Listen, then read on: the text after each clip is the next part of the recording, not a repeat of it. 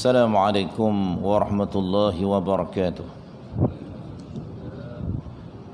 A'udzu billahi as-sami'il 'alim minasy syaithanir rajim. Bismillahirrahmanirrahim. Alhamdulillahilladzi hadana li hadza wa ma kunna linahtadiya laula an hadana Allah. وما توفيقي وما توكلي إلا على الله أشهد أن لا إله إلا الله وأن محمدا عبده ورسوله اللهم صل وسلم على حبيبنا وشفيعنا محمد الأمين خاتم الأنبياء والمرسلين وقائد الدعاة المجاهدين وصاحب الغرة المحجلين وعلى آله وأصحابه ومن دعا بدعوته واستنى بسنته إلى يوم الدين قال سبحانك لا علم لنا إلا ما علمتنا إنك أنت العليم الحكيم اللهم فقهنا في الدين اللهم فقهنا في الدين وعلمنا التأويل واهدنا إلى صراطك المستقيم أما بعد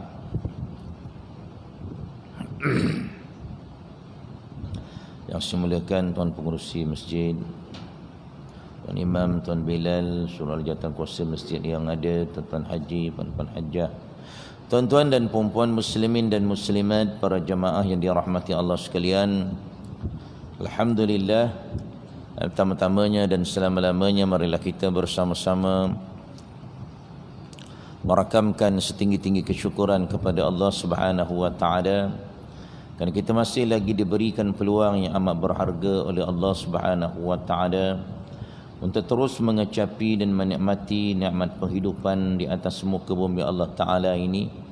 Sudah pun berada pada malam yang ke-28 Rabiul Akhir. Kita bersyukur kepada Allah Subhanahu wa taala. Allah taala masih bagi peluang kepada kita untuk terus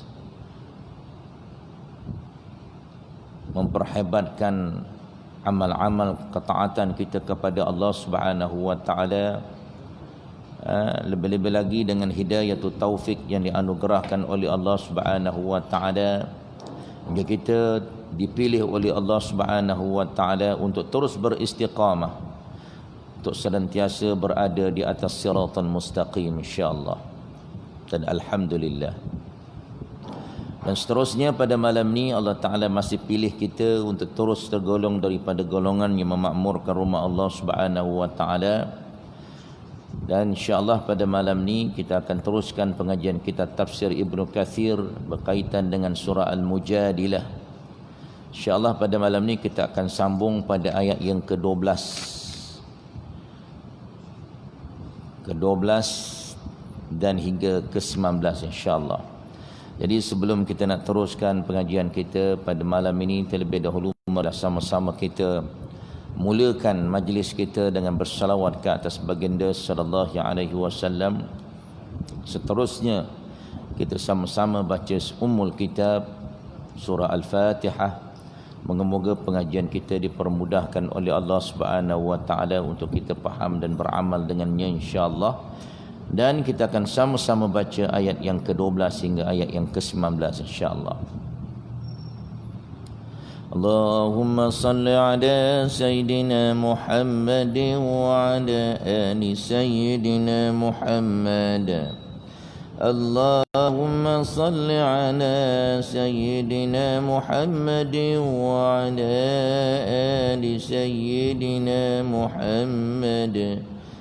اللهم صل على سيدنا محمد وعلى آل سيدنا محمد. اللهم صل على سيدنا محمد وعلى آل سيدنا محمد.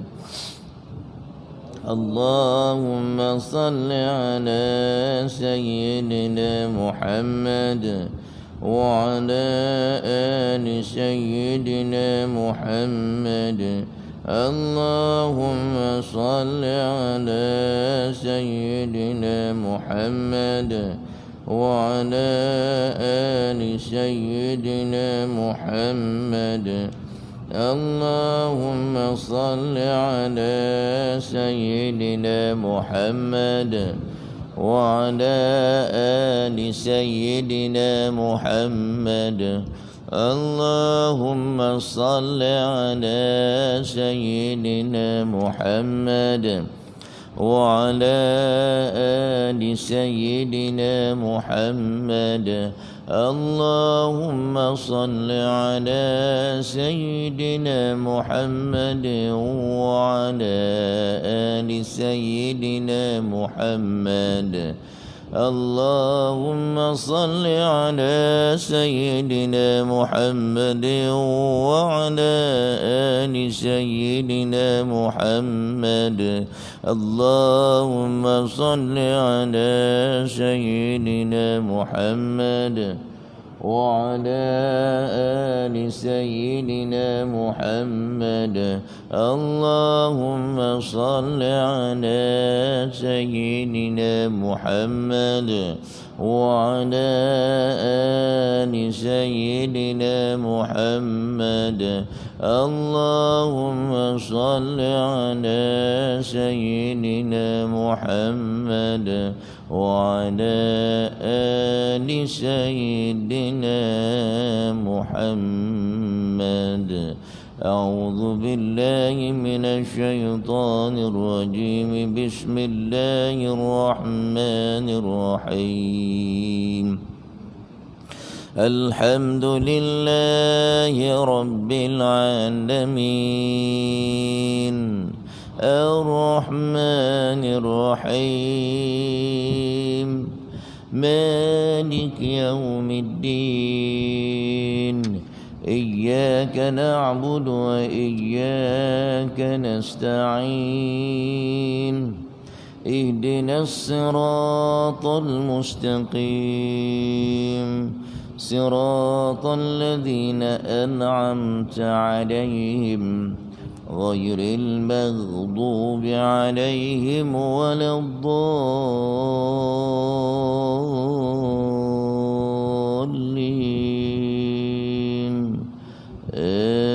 آمين.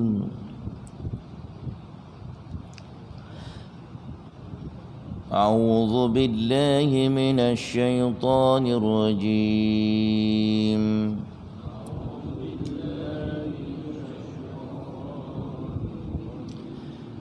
يا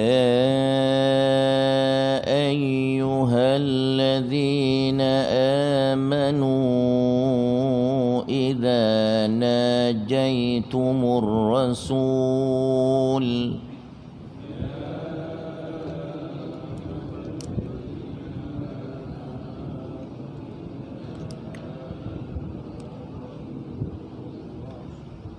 فقدموا بين يدي نجواكم صدقة.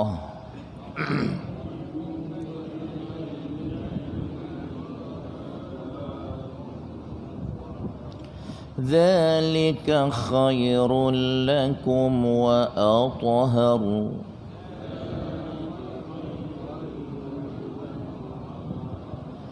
فإن لم تجدوا فإن الله غفور رحيم.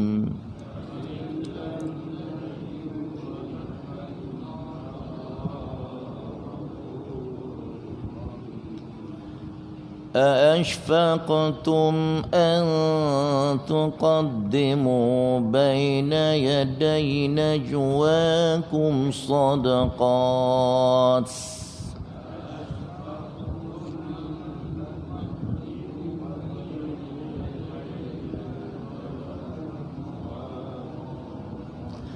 فإذ لم تفعلوا وتاب الله عليكم فأقيموا الصلاة وآتوا الزكاة وأطيعوا الله ورسوله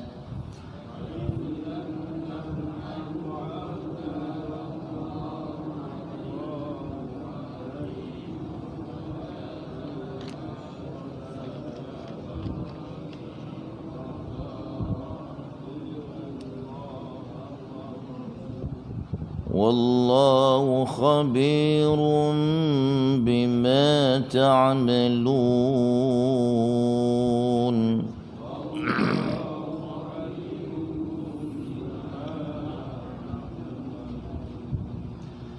ألم تر إلى الذين تولوا قوما غضب الله عليهم ما هم منكم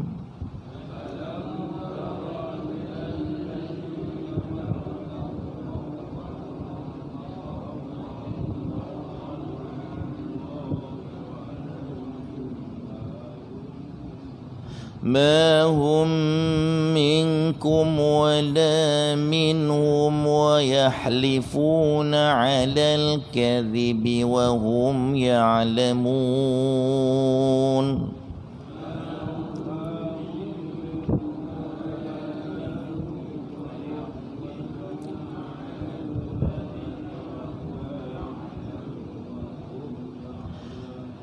أعد الله لهم عذابا شديدا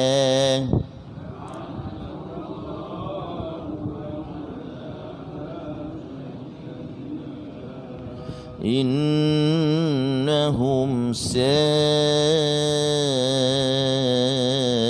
ما كانوا يعملون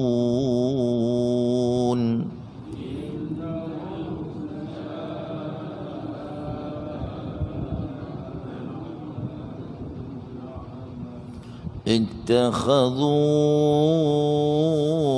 أيمانهم جنة فصدوا عن سبيل الله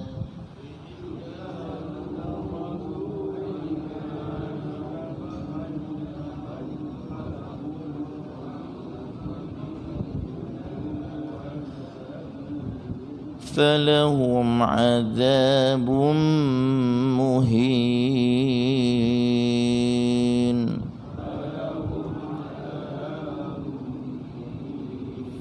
صدق الله العظيم صدق الله العظيم Alhamdulillah barakallahu lana wa lakum jami'a. Moga-moga kita semua dirahmati, diberkati Allah Ta'ala insya-Allah. Jadi tuan-tuan dan puan-puan muslimin dan muslimat yang dirahmati Allah sekalian, pada pengajian yang lalu kita telah membicarakan bagaimana Allah Subhanahu wa taala mengajar kita umat Nabi Muhammad sallallahu alaihi wasallam tentang adab-adab berada di dalam majlis ilmu, yang mana kita diarahkan oleh Allah Subhanahu wa taala untuk memberi ruang kepada orang yang baru datang untuk duduk bersama-sama dengan kita di dalam majlis. Nescaya kita akan diberikan kelapangan oleh Allah Subhanahu wa taala dalam penghidupan kita, dalam rezeki kita, diberikan rahmat dan kasih sayang daripada sisi Allah Subhanahu wa taala. Dan apabila dikatakan kepada kita supaya berdiri, maka hendaklah kita berdiri untuk pergi ke jalan Allah Subhanahu wa taala.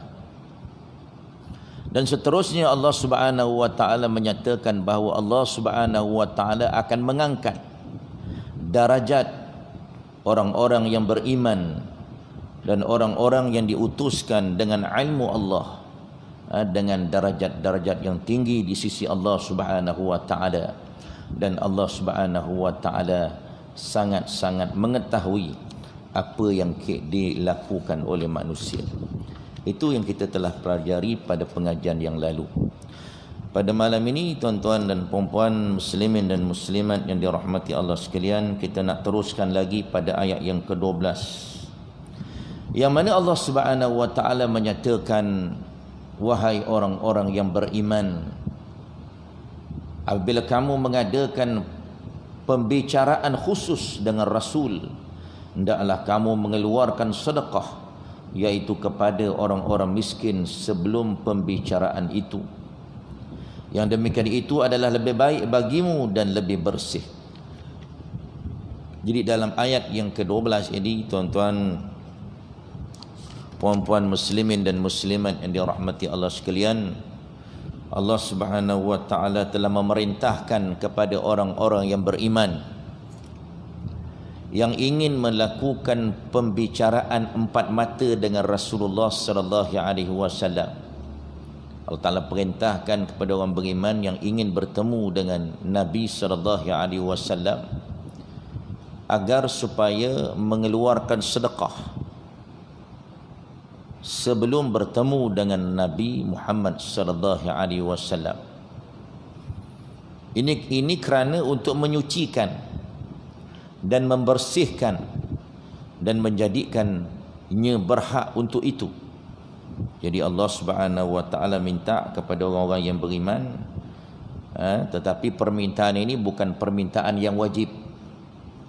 Pasal selepas daripada itu Allah Taala kata, fa illam tajidu, kalau kamu tidak dapati, kalau tak ada masalah. Allah Taala Maha Pengampun lagi Maha Penyayang. Dan Allah Taala sebut zalika khairul lakum wa athhar, kalau kamu bersedekah sebelum nak berjumpa dengan Nabi, itulah yang lebih baik untuk kamu dan lebih bersih untuk jiwa kamu dan boleh membersihkan harta-harta kamu. Jadi Allah Ta'ala memerintahkan kepada orang beriman supaya bersedekah, sama ada terus bersedekah kepada fakir miskin ataupun bagikan harta itu kepada Nabi SAW, supaya Nabi boleh bagikan kepada orang-orang yang miskin, fakir miskin. Nabi ni tuan-tuan dan puan-puan muslimin dan muslimat yang dirahmati Allah sekalian, Nabi ni tuan-tuan, dia bukan nakkan duit. Nabi ni tak macam kita yang tamak, haloba, pantang orang bagi kita ambil je, tak pernah kita menolak. Dah sakit-sakit pun orang ulu-ulu letaklah dekat bawah bantal, tak ada masalah. Dah sakit-sakit pun kalau bagi duit kita terima je. Nabi tidak, tuan-tuan. Nabi duit dia memang peruntukan harta ghanimah, harta peperangan 1/5. Memang Allah Ta'ala peruntukkan kepada Nabi dan ahli keluarganya pun Nabi tak ambil, tuan-tuan. Nabi letak di Baitul Mal. Tujuannya untuk membantu orang-orang yang berhutang. Tujuannya untuk membantu kepada orang yang putus bekalan dalam permusafiran, Ibnu Sabil. Itu Nabi. Walaupun Nabi sebagai ketua kerajaan, sebagai seorang presiden sebuah negara Islam, seorang Perdana Menteri, tapi Nabi tak kaya raya. Nabi tak duduk rumah kerajaan. Nabi tak ada pun peruntukan untuk rumah kerajaan zaman Nabi. Maknanya dalam ketika Nabi memerintah tidak ada satu peruntukan untuk rumah ketua kerajaan. Tak ada. Zaman sekarang ada rumah menteri besar, rumah ketua menteri, rumah agung, rumah Perdana Menteri ada. Nak duduk tak duduk itu terpulang. Macam Tuan Guru Abdul Aziz Ni'mat, kan, tak pernah duduk pun rumah kerajaan. Duduk rumah sendiri yang dekat depan masjid tu. Sama juga dengan Tuan Guru Haji Abdul Hadi, pernah menjadi Menteri Besar Terengganu dulu pun tak pernah duduk pun, tuan-tuan. Ini kerana apa? Ikut sunnah Rasulullah sallallahu alaihi wasallam. Ini dia, tuan-tuan. Jadi tujuannya Allah Subhanahu wa taala mengarahkan orang-orang yang beriman ini nak mengajar mereka supaya bersedekah. supaya bersedekah. Tujuan sedekah ini untuk membersihkan diri daripada sifat-sifat kedekut, sifat-sifat sombong, sifat-sifat ego, dan boleh membersihkan harta, menyucikan harta. Macam kita keluar zakat jugalah, tuan-tuan. Tapi kata Allah, kalau kamu tidak ada duit untuk disedekahkan, seperti kamu juga fakir miskin, maka Allah Subhanahu wa taala Maha Pengampun lagi Maha Penyayang, kata Allah Subhanahu wa taala. Allah Subhanahu wa taala tidak akan memerintahkan sesuatu kecuali kepada orang-orang yang mampu melakukannya. Di dalam Islam ni tuan-tuan, Allah taala tidak taklifkan kita, tidak wajibkan kita, melainkan ikut kemampuan kita masing-masing. La yukallifullahu nafsan illa wus'aha. Allah Ta'ala tahu kita mampu, kita kena buat. Tapi kemampuan pelaksanaan terhadap perintah Allah itu mengikut kemampuan masing-masing. Tapi buat tetap kena buat. Kefarduan, contohnya solat tuan-tuan. Nak tak nak kita kena solat. Pasal kita orang yang mukallaf, yang ditaklifkan oleh Allah Subhanahu wa taala. Tapi kalau kita ada keuzuran, Allah Taala bagi kelonggaran. Bagi kelonggaran. Solat bagi orang yang sakit, orang yang berpuasa boleh diqadhakan. Kalau dia tak boleh puasa kerana dia sakit, boleh diqadhakan. Ada rukhsah, ada keringanan di sisi Allah Subhanahu wa taala. Tapi sebagai seorang hamba Allah, nak tak nak kita kena buat. Suka tak suka kita kena buat, kerana kita ni hamba dia. Yang dinamakan hamba ni tuan-tuan, kita tidak boleh kata la, tidak boleh kata no terhadap perintah Allah. Suka tak suka, kita boring ke, bosan ke, kita tetap kena buat. Ini dia tuan, itu maknanya kita ni sebagai hamba Allah Subhanahu wa taala di atas muka bumi ni. Kemudian Allah Taala menyebut, ashfaqtum an tuqaddimu baina yaday najwakum sadaqat.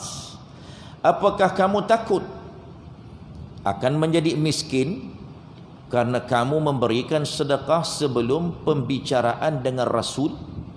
Maksudnya, apakah kamu takut kalau hukum ini akan terus berlaku dan akan menjadi sebuah kewajipan bagi seseorang apabila ingin menghadap kepada Rasul? Allah Ta'ala tanya, kamu takut ke? Nak bagi sedekah kat Nabi, takut ke? Nak infakkan harta kamu dekat Nabi, kamu takut fakir miskin ke? Papa ke dana ke? Kata Allah. Allah Ta'ala tanya. Kemudian Allah Ta'ala sebut lagi, fa'illam taf'alu fa'izlam taf'alu wa taballahu alaikum fa'aqimus salah wa atuz zakah wa ati'u Allah wa rasulah wallahu khabirum bima taf'alun bima ta'malun. Maka jika kamu tidak memperbuatnya, kamu tidak mengeluarkan sedekah, dan Allah Ta'ala telah memberi taubat kepadamu. Tapi kalau kita tak boleh nak keluarkan sedekah kerana kita ni miskin dan kita minta ampun daripada Allah Subhanahu wa taala, maka kata Allah, dirikanlah salat, tunaikanlah zakat, taatlah kepada Allah dan Rasulnya. Allah Ta'ala Maha mengetahui apa yang kamu kerjakan. Artinya Allah Ta'ala menasahkan kewajipan ini daripada mereka. Dikatakan bahawa tidak ada yang mengamalkan yang ini sebelum dinasahkan, dihapuskan kecuali Ali bin Abi Talib. Ayat ini sebelum ni, ayat ni wajib. Sebelum ini kalau siapa-siapa nak jumpa dengan Nabi, kena sedekah dulu. Tapi telah dinasahkan oleh Allah Subhanahu wa taala, tidak diwajibkan lagi. Tidak diwajibkan sebagaimana dulu. Jadi hukumnya adalah harus dan digalakkan untuk kita bersedekah, untuk kita menyucikan diri kita, menyucikan hati kita daripada sifat sombong, sifat bongkak, sifat ego, dan membersihkan harta kita. Itu dia tuan-tuan, perempuan, tujuan Allah Ta'ala wajibkan dulu. Tapi hukum ini telah dimansuhkan, hanya menjadi harus sahaja, disunatkan sahaja. Ali bin Abi Talhah berkata daripada Ibnu Abbas radhiyallahu anhuma tentang firman-Nya, faqaddimu baina yaday najwakum sadaqah, hendaklah kamu mengeluarkan sedekah kepada orang miskin sebelum pembicaraan. Maksudnya adalah bahawa kaum muslimin sering bertanya kepada Rasulullah sehingga hal itu menyulitkan beliau, menyulitkan baginda sallallahu alaihi wasallam. Maka Allah Taala ingin meringankan nabinya.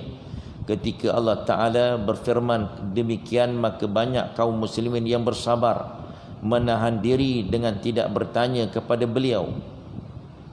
Maka setelah itu Allah Ta'ala menurunkan, aashfaqtum an tuqaddimu baina yaday najwakum sadaqah, apakah kamu takut akan menjadi miskin kerana kamu memberikan sedekah sebelum kamu bertemu dengan Rasul? Maka jika kamu tidak membuatnya, Allah Ta'ala telah memberi taubat kepadamu, maka dirikanlah salat dan tunaikanlah zakat. Demikianlah telah meringankan, Allah Ta'ala telah meringankan dan tidak mempersempitkan mereka, kata Allah. Ikrimah dan Al-Hasan Al-Basri berkata tentang firman-Nya, hendaklah kamu mengeluarkan sedekah kepada orang miskin sebelum pembicaraan itu, telah dinasahkan oleh ayat setelahnya, iaitu firman-Nya, apakah kamu takut? Jadi ayat yang selepas ni, aashfaqtum, ini menasahkan. Yang kata tak wajib tu ayat yang ke-13 ini, aashfaqtum an tuqaddimu baina yaday najwakum sadaqan. Ini telah menasahkan. Yang telah menasahkan yang kata ayat yang pertama tu kata wajib. Bila Allah Ta'ala kata faqaddimu tu fi'il amar, tuan-tuan, hukumnya wajib. Tetapi ayat yang seterusnya, aashfaqtum, ini telah menasahkan ayat yang ke-12 itu. Jadi hukumnya daripada wajib jatuh kepada sunat sahaja dan digalakkan. Sa'id bin Abi Arubah berkata daripada Qatadah dan Muqatil bin Hayyan, orang bertanya kepada Rasulullah sallallahu alaihi wasallam hingga mereka menjejali beliau dengan menghujani beliau dengan pertanyaan, maka Allah Ta'ala pun menghentikan mereka dengan ayat ini. Jadi orang sahabat-sahabat duk tanya, ini betul ke kena bagi sedekah ni, betul bertalu-talu tanya Nabi ni. Maka Allah Ta'ala turunkan ayat yang ke-13 ini nak menjawab bahawa hukumnya adalah sunat sahaja. Maka jika salah seorang daripada mereka mempunyai hajat kepada Nabiullah sallallahu alaihi wasallam, dia tidak boleh menunaikannya sebelum ia bersedekah terlebih dahulu. Jadi sebelum ini bila ayat yang ke-12 tu kata wajib, jadi sahabat-sahabat jadi yang tak ada duit tu, yang tak ada ongkos tu, jadi nak jumpa dengan Nabi serba salah. Padahal nak bertanya je pun, tapi Allah Ta'ala suruh bagi sedekah dulu. Jadi ayat yang ke-13 ni nak meringankan, supaya orang-orang yang tidak ada kemampuan itu boleh juga bertemu dengan Nabi sallallahu alaihi wasallam walaupun tidak ada duit. Jadi hal itu dikata ternyata memberatkan mereka, maka Allah Ta'ala memberikan kompensasi dengan menurunkan ayat. Allah Ta'ala meringankan dengan menurunkan ayat, fa illam tajidu, kalau kamu tak ada nak disedekahkan, maka Allah Ta'ala Maha Pengampun lagi Maha Penyayang, kata Allah. Ma'mar berkata daripada Qatadah firman-Nya, bila kamu mengadakan pembicaraan khusus dengan Rasul, hendaklah kamu mengeluarkan sedekah kepada orang miskin sebelum pembicaraan itu telah dinasahkan dalam waktu sesaat di siang hari. Selepas pada itu waktu yang sama juga Allah Ta'ala nasahkan. Demikianlah oleh Abdul Razak daripada Mujahid bahawa Ali radhiyallahu an berkata, tidak ada seorang pun yang melaksanakan ayat ini kecuali diriku hingga ayat itu dinasahkan, dan aku menduga bahawa Ali radhiyallahu an berkata keadaan itu hanya terjadi sesaat, iaitu dalam 1 jam. Yang buat tu Sayyidina Ali sahaja yang sempat beramal dengan ayat yang pertama kena bagi sedekah tu. Lepas 1 jam turun ayat yang kedua menasahkan, memansuhkan. Jadi hukum wajib pergi kepada hukum sunat sahaja dan digalakkan. Itu ayat yang ke-12 dan ayat yang ke-13. Kemudian tuan-tuan dan puan-puan, kita berpindah kepada ayat yang seterusnya, ayat yang ke-14. Ayat yang ke-14 ini tuan-tuan dan puan-puan muslimin dan muslimat yang dirahmati Allah sekalian, Allah Subhanahu wa taala menyatakan, alam tara ilal ladzina tawallaw qauman ghadiballahu alaihim ma hum minkum wala minhum wa yahlifuna 'ala Allah 'alal kadhibi wa hum ya'lamun. Allah taala ni celaan kepada orang-orang munafik. Allah taala mengingkari sikap kaum munafik yang memberikan loyalitas mereka secara sembunyi-sembunyi kepada orang-orang kafir, sedangkan pada waktu yang sama mereka tidak bersama orang-orang kafir itu dan tidak pula bersama dengan orang-orang mukmin.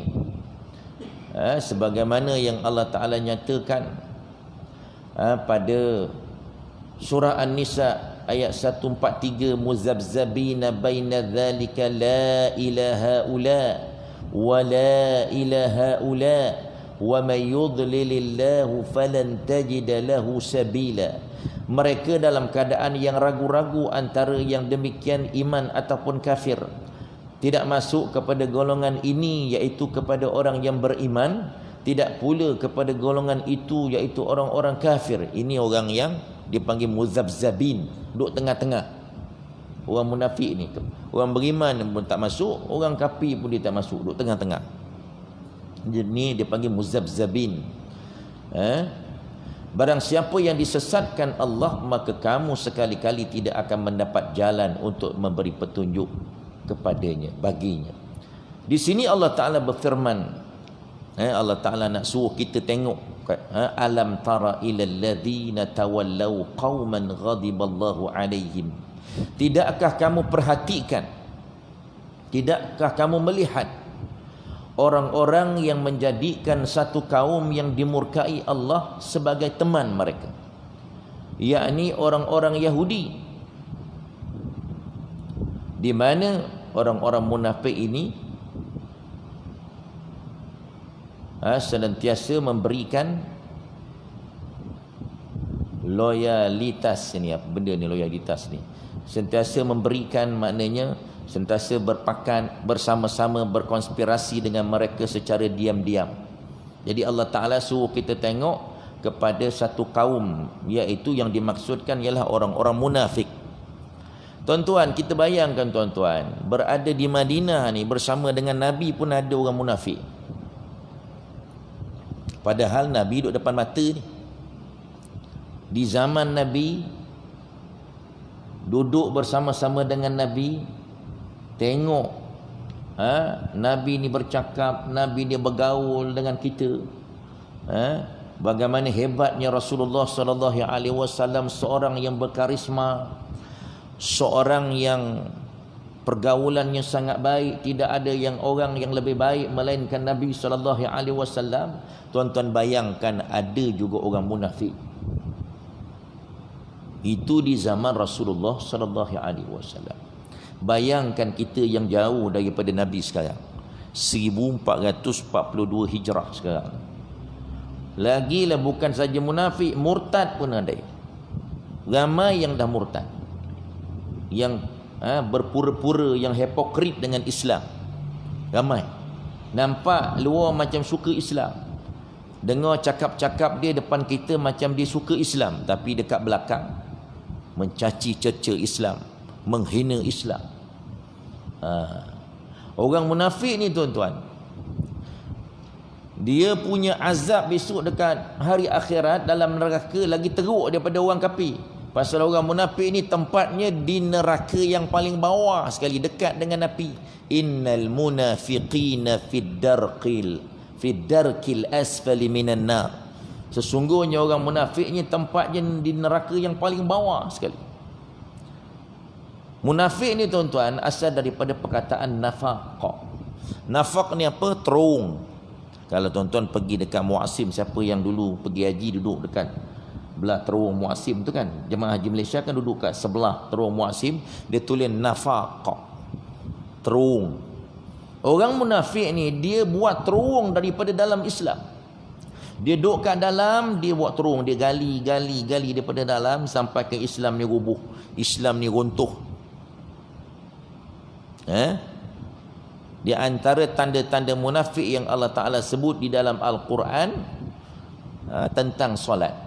Orang munafik ni, nak tahu orang munafik, dia kalau semayang depan orang, bukan main rajin lagi nampak. Elok je nampak semayang depan orang. Kalau kalau kat belakang, qamu kusala, semayang macam orang malas. Ini tanda-tanda munafik. Tuan-tuan, kita tengok diri kita sendiri, ada tak tanda-tanda ni kalau kita semayang? Macam mana kita semayang depan orang dengan semayang belakang orang, sama tak? Kalau ada macam tu perangai kita, time semayang tu semayang kat belakang orang, bukan main laju je macam patuk ayam, itu kita ada tanda-tanda munafik dalam diri kita. Kalau semayang seorang, malas je nampak, nak tak nak je baca. Semayang macam orang malas, tak bermaya, semayang macam Charlie Chaplin, macam patuk ayam, itu semayang orang munafik. Tapi kalau semayang depan orang, yura'unan nas, dia nak menunjuk-nunjuk kepada orang, itu tanda-tanda munafik yang Nabi sebut bila bercakap suka bohong. Tanda-tanda munafik, dia suka bohong. Zaman Nabi ni tuan-tuan, orang munafik ni, sebelum Nabi pergi khutbah, dia dah pergi dekat depan dulu, dia dah berkhutbah dulu. Wah, dia pula kata kita ni kena sokong Rasulullah, kita kena mempertahankan Nabi, bukan main lagi. Sebelum Nabi naik khutbah, dia dah naik dulu.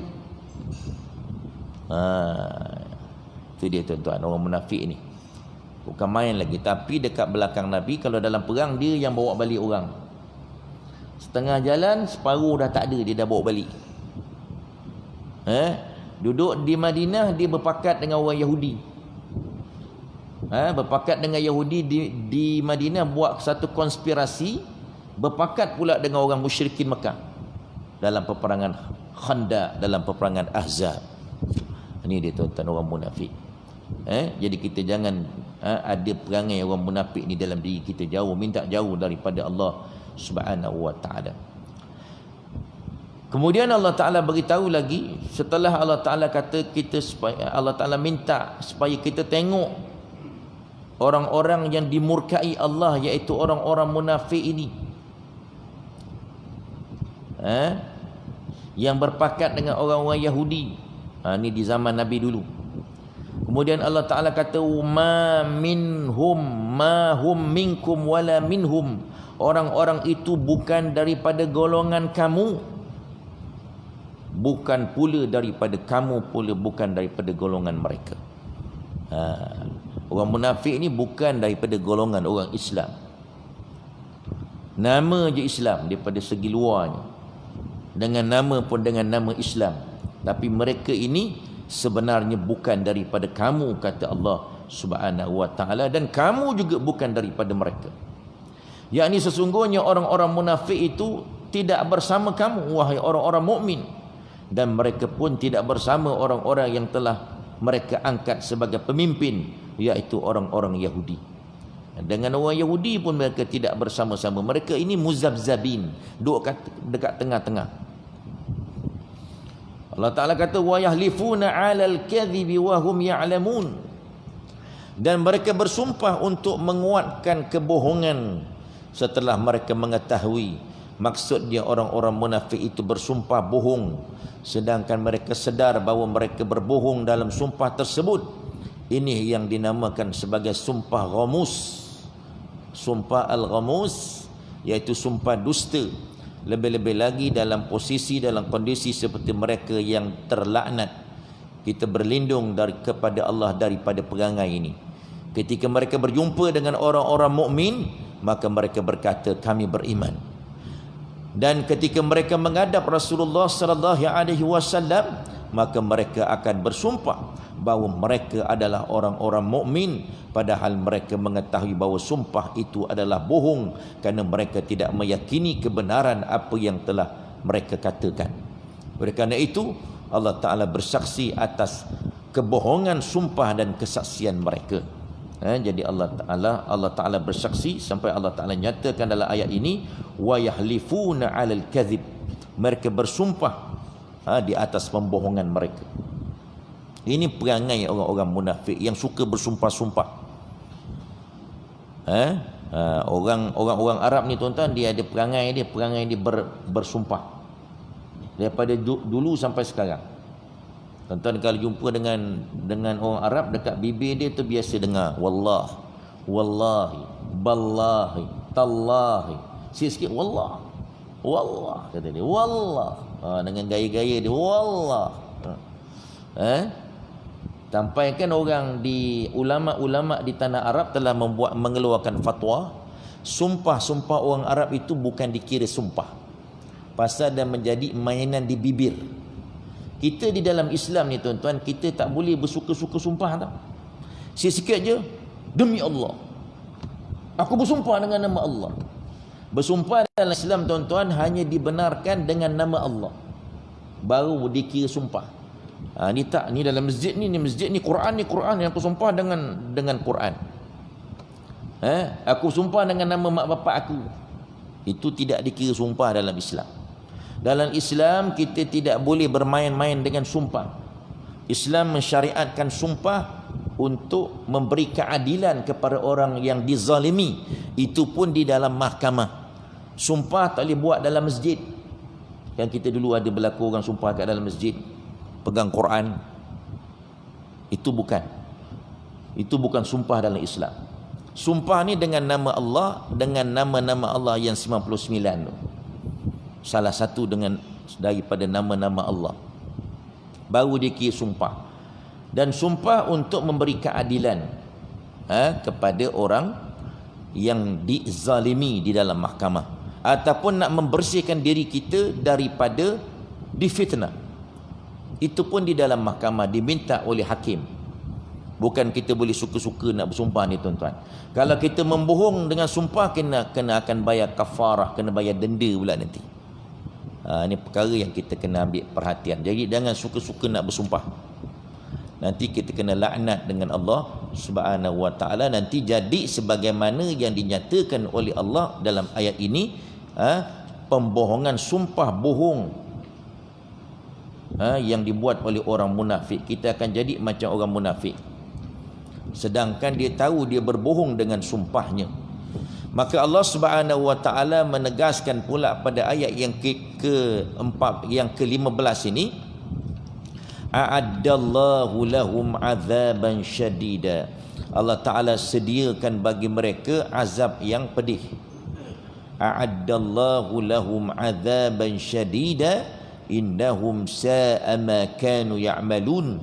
Allah taala telah menyediakan bagi mereka azab yang sangat keras, yang bersangatan pedihnya. Sesungguhnya amat buruklah apa yang mereka kerjakan. Maksudnya Allah Ta'ala telah menyiapkan untuk orang-orang munafik atas perbuatan buruk yang mereka lakukan itu. Mereka bersekutu dengan tulus ikhlas, dengan tulus hati bersama orang-orang kafir. Dan sebaliknya, mereka memusuhi orang-orang yang beriman dan berbuat curang kepada mereka. Jadi orang yang membohong tuan-tuan dengan sumpah-sumpah ini akan tergolong daripada golongan munafik dan akan diazab oleh Allah Subhanahu wa taala kelak di padang mahsyar, di dalam azab api neraka Allah Subhanahu wa taala di akhirat kelak.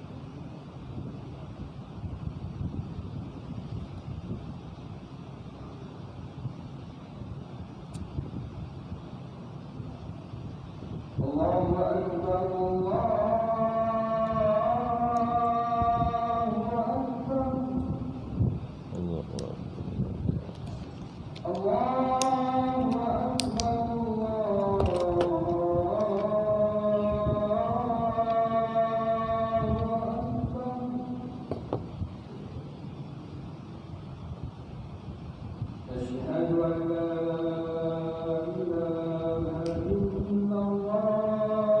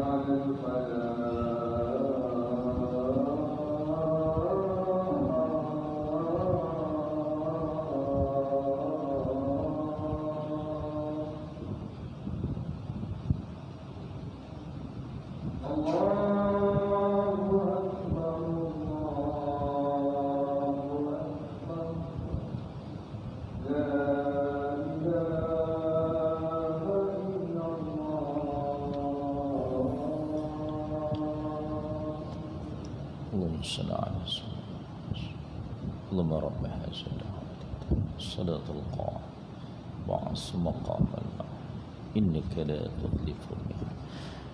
Jadi tuan-tuan dan puan-puan muslimin dan muslimat yang dirahmati Allah sekalian, selepas Allah Subhanahu wa taala menyatakan bahawa orang-orang munafik ni suka berbohong dengan sumpah dia, dan Allah Ta'ala sebut bahawa orang-orang munafik yang membohong dengan sumpah ini akan disediakan oleh Allah Subhanahu wa Ta'ala dengan azab yang sangat pedih, hasil daripada sumpah-sumpah bohong mereka. Maka Allah Subhanahu wa Ta'ala menyatakan pada ayat yang seterusnya ini, ayat yang ke-16 ini, bahawa Allah Subhanahu wa Ta'ala mengatakan bahawa mereka ini menjadikan sumpah-sumpah mereka sebagai satu perisai. Ittakhazu aymanahum junnah. Mereka jadikan sumpah-sumpah mereka ni sebagai perisai. Aiman ni tuan-tuan, aiman jamak kepada yamin. Aiman tu jamak, banyak sumpah. Yamin tu satu sumpah. Kalau banyak sumpah dah jadi sesumpah pula. Jangan sesumpah sudah. Sekejap macam ni, sesumpah ni kan sekejap duduk kat kapet warna hijau dia jadi hijau. Duduk dekat kapet warna biru kan jadi biru pula. Lepas tu pergi dekat urin jadi urin pula. Jangan jadi macam sesumpah. Jangan bermain-main dengan sumpah. Jadi orang munafik ni tuan-tuan, dia jadikan sumpah ni sebagai satu perisai untuk diri dia, supaya orang tak boleh kata yang dia ni berpura-pura, pasal dia sanggup bersumpah dengan nama Allah. Dia boleh buat main dengan nama Allah, tak takut langsung. Boleh buat main-main dengan nama Allah. Orang kita pun sekarang ni pun ada juga yang sanggup bersumpah dengan nama Allah ni. Lebih-lebih lagi bila dapat duit 1 juta, kau kena jadi saksi dekat mahkamah, kata dia. Aku bagi kau 1 juta. Tuan-tuan, dapat ongkos pula, dapat habuan dunia pula. Lagi lah teruk. Dia jadi macam orang munafik ni. Jadi orang munafik ni tuan-tuan, dia sanggup bersumpah, pasal sumpah ni akan menjadi perisai untuk diri dia, untuk diri mereka, supaya orang tak boleh kata yang dia ni berpura-pura. Pasal sanggup bersumpah. Fasaddu an sabilillah, lalu mereka menghalangi manusia daripada jalan Allah. Jadi bila orang dah percaya dengan dia, maka dia bolehlah jalankan kerja-kerja dia. Bolehlah buat konspirasi lagi dengan orang-orang Yahudi, dengan orang-orang kafir musyrikin Mekah. Bila orang dah percaya dengan dia, dah percaya dengan bila orang Islam dah percaya dengan mereka disebabkan sumpah mereka. Jadi mereka ni bersembunyi di sebalik sumpah bohong mereka, sehingga orang yang tidak mengetahui kebenarannya akan mempercayai mereka dan terpedaya, kata Allah. Dengan demikian mereka telah menghalangi orang lain daripada jalan Allah. Itu yang dimaksudkan fasaddu an sabilillah. Akhirnya orang percaya dengan mereka dan boleh menghalang orang daripada jalan Allah Subhanahu wa taala. Bila orang dah percaya dengan dia, dia barulah boleh hasud. Sampai hasud daripada orang tinggalkan perang. Dah pergi tu tengah-tengah jalan balik. Pasal orang dah percaya dengan mereka, seolah-olah mereka ni orang yang rapat dengan Nabi sallallahu alaihi wasallam. Orang mukmin yang hebat. Tu dia tuan-tuan, bila mereka bersumpah ni. Tapi Allah Subhanahu wa taala nyatakan pada ayat yang terakhir, pada ayat yang ke-16 ini, Allah Taala kata falahum azabum muhin, karena itu mereka mendapat azab yang menghinakan, sebagai balasan atas penghinaan mereka terhadap nama Allah yang agung dengan menggunakannya dalam sumpah-sumpah palsu lagi dusta yang mereka ucapkan. Jadi Allah Ta'ala bagi mereka ni azab, sediakan mereka ini azab yang menghinakan kerana mereka sanggup menghina nama Allah, mempermain-mainkan nama Allah dengan sumpah-sumpah bohong mereka. Jadi jangan buat main-main dengan nama Allah. Sebut wallahi wa billahi tapi bohong, menipu orang. Dalam mahkamah tuan-tuan, kita di mahkamah syariah dia minta kita pegang Al-Quran. Tapi kata para ulama, kita bukan bersumpah dengan Quran tu, kita bersumpah dengan isi kandung Al-Quran. Quran tu di zat, di benda kan, yang ditulis oleh orang. Sebenarnya kita bersumpah dengan isi kandung ayat-ayat suci Al-Quran tu, dengan kalamullah, bukan dengan mashaf tu. Jadi yang sebenarnya yang paling baik bersumpah ini hanyalah dengan nama Allah, wallahi wa billahi wa tallahi. Dengan nama Allah ataupun dengan nama-nama Allah yang lain-lain lah, boleh. Maka sumpah itu dikira sah dan dikira daripada segi syariat. Itu dia tuan-tuan dan puan-puan sekalian, berkenaan apa yang kita nak pelajari pada malam ni, kita berhenti sampai di sini saja insya-Allah. Nanti kita akan sambung pada pengajian yang akan datang insya-Allah pada ayat yang seterusnya. Moga-moga apa yang kita pelajari pada malam ni boleh memberikan pengajaran kepada kita supaya kita jangan tergolong daripada orang yang berpura-pura dengan Islam. Jadilah orang yang benar-benar beriman dengan Allah, yang menterjemahkan keimanan kita dengan amalan-amalan berdasarkan sunnah Rasulullah sallallahu alaihi wasallam. Janganlah kita tergolong di kalangan orang-orang yang berpura-pura seolah-olah kita sukakan Islam, tetapi sebaliknya di dalam hati kita mempunyai dendam yang kesumat kepada Islam, mempunyai kebencian yang amat sangat terhadap agama Allah. Malanglah kita tuan-tuan, kerana kita akan tergolong daripada golongan munafik yang akan berada di neraka yang paling bawah nanti, wal a'yazubillah. Moga-moga kita terjauh daripada menjadi golongan tersebut insya-Allah. Jadi saya rasa cukup sampai di sini saja. Ada soalan ke nak tanya?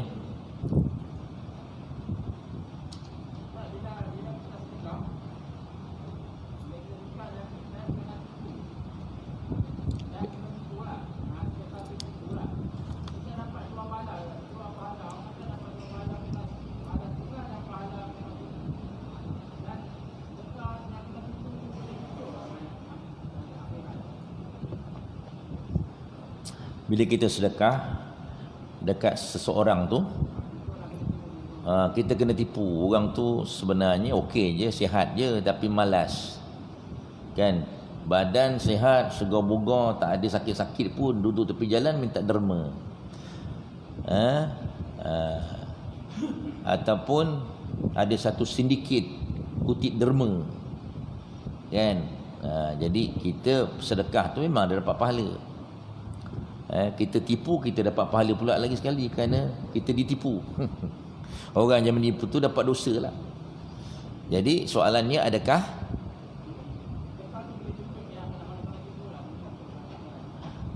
sedekah itu boleh tuntut di akhirat? Memanglah orang yang menipu ni, apa benda ni, orang yang menipu ni tuan-tuan dan puan-puan sekalian besok akan mendapat hukum lah di akhirat kelak. Duit yang dia tipu kita tu nanti Allah Ta'ala akan minta lah besok. Allah Ta'ala yang minta, suruh dia bayar balik. Bayar balik dengan apa? Bayar balik dengan amalan-amalan kebaikan.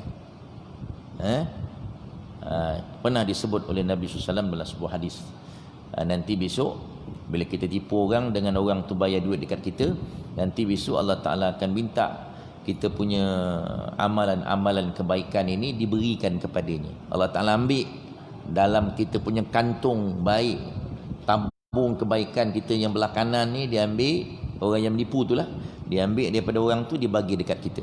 Kalau tak ada, dosa kita dia bagi dekat. Macam orang yang mengumpat orang, yang mengata orang, macam tu lah.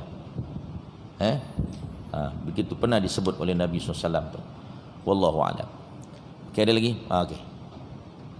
Dalam ayat kita baca tadi, kita lihat bahawa sedekah itu adalah keutamaan berbanding dengan amalan lain lah, macam solat dan lain-lain kan. Jadi sedekah dahulu. Apakah kepentingan sedekah itu lebih daripada amalan lain? Okey.